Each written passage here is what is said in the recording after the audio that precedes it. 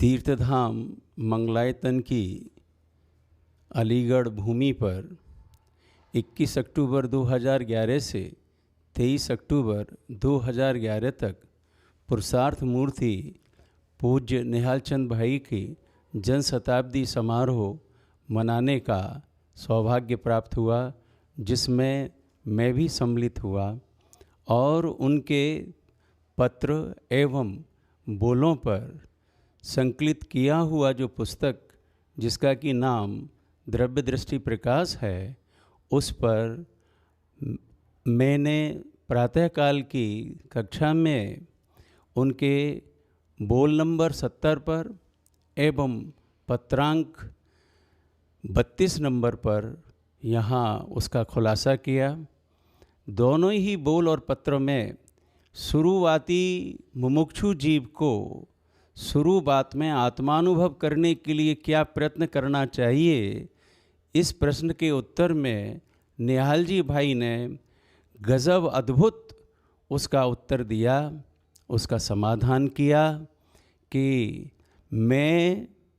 परिणाम मात्र नहीं हूँ, मैं त्रिकाली ध्रुवपने आत्मा हूँ, उसमें अपनापन स्थापन करना चाहिए, यही एक उपाय है, यही प्रयत्न है। ऐसी अद्भुत बात द्रव्य की दृष्टि करने के लिए महामंत्र उन्होंने 70 नंबर के बोल में दिया। पत्रांक 32 के अंदर में भी किसी मुमुक्षु भाई के द्वारा यह पूछे जाने पर कि एक सामान्य मुमुक्षु को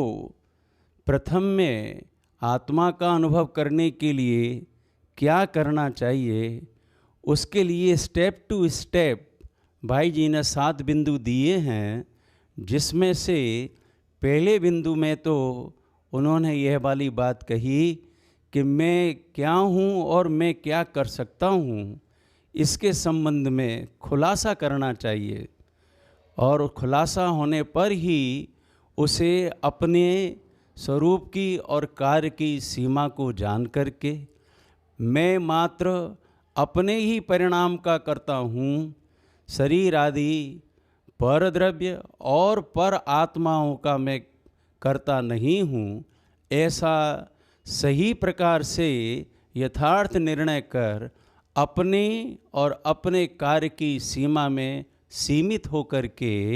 स्वयं ही परद्रव्य के अकर्तृत्वपने का निर्णय आना चाहिए। जब परद्रव्य और परद्रव्य के परिणाम के अकर्तृत्व का सच्चा निर्णय रूप अपने ही परिणामों का कर्तापना जब आता है, तो उसको अपने अंतर्मुख होने का अवकाश है, जहाँ वह अपने परिणामों को भी अपरिणामी ध्रुव भगवान आत्मा उसमें वर्तमान में उत्पन्न होने वाले अपनी योग्यता से जो परिणाम हैं, उनको भी दृष्टि की मुख्यता में गौण करते हुए वह मैं नहीं हूँ, मेरा कोई परिणाम पण में मेरा अस्तित्व नहीं है, ऐसा जान करके अपने ही पर्याय में होने वाले समस्त परिणामों पर से अहमपना छोड़ करके अपने त्रिकाली ध्रुव आत्मा में अहमपना स्थापित करना चाहिए। वह ज्ञायक परमात्मा का वलन मैंपने इतना होना चाहिए कि मानो समस्त ही पर्याय ने अपना सर्वस्व ज्ञायक परमात्मा के लिए समर्पित कर दिया। माने पर्यायपने होते हुए भी पर्याय ने अपने लिए कुछ भी न छोड़ करके सर्वस्व ही ज्ञायक परमात्मा के लिए, ध्रुव त्रिकाली आत्मा के लिए समर्पित कर दिया। अर्थात मैं नित्य ज्ञायक चैतन्य द्रव्य हूँ, ऐसा ही अपने को स्वीकार किया। ऐसी द्रव्य स्वभाव की दृष्टि देने का जो कार्य हम मुमुक्षुओं को पूज्य भाई पुरुषार्थ मूर्ति श्री निहालचंद जी साहब ने हमको दिए हैं, ऐसे महान पत्रांक और 645 बोलों की इस पुस्तक का सभी मुमुक्षु समाज को गहराई से अध्ययन करना चाहिए और अपना कल्याण में इसको निमित्त बनाना चाहिए। उनके पत्रों और उनके बोलों पर से ये बात निकल कर के आती है कि द्रव्य की दृष्टि की दृढ़ता इतनी होने के साथ ही ज्ञान की इतनी तीक्ष्णता उनके चलती थी कि पर्याय में उत्पन्न होने वाले परिणाम, चाहे वो विकारी हैं या वो अविकारी परिणाम हैं, उन सब का सहजता से ज्ञान रहता था और वो ज्ञेयपने से उनके ज्ञात होते थे, उसमें उनका वलन नहीं आता था। ऐसा उनके बोलों के माध्यम से ये पता चलता है कि स्वयं पुरुषार्थ मूर्ति निहाल चंद भाई जी का व्यक्तित्व माने आत्मशक्ति कितनी प्रबल रही होगी, इस बात का अंदाज़ा उनके बोलों से और पत्रों से लगाया जा सकता है। और यह बात सत्य है कि जैसा अंतर में श्रद्धान सहित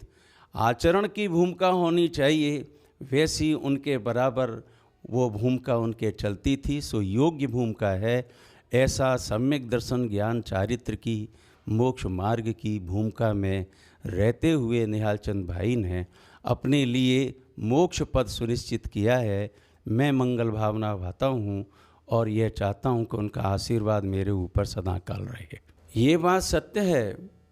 कि जो मैंने अपने जीवन में अब तक अनेक ग्रंथों का स्वाध्याय और गुरुदेव श्री के भी प्रवचन सीडी के माध्यम से या साक्षात जो सुने हैं, और उसके बाद भाई जी के पत्रांक और बोल पढ़ने के बाद द्रव्य स्वभाव और पर्याय स्वभाव दोनों के संबंध में बहुत स्पष्ट ज्ञान में बहुत स्पष्टपना, निर्मलपना आया है। और पढ़ते पढ़ते ही अनेक बार तो मेरे को अंतरोन्मुखी होने का उत्साह बढ़ा है। ऐसा प्रयत्न, ऐसा पुरुषार्थ मेरे को चलने लगा है, ऐसा मैं समझता हूँ।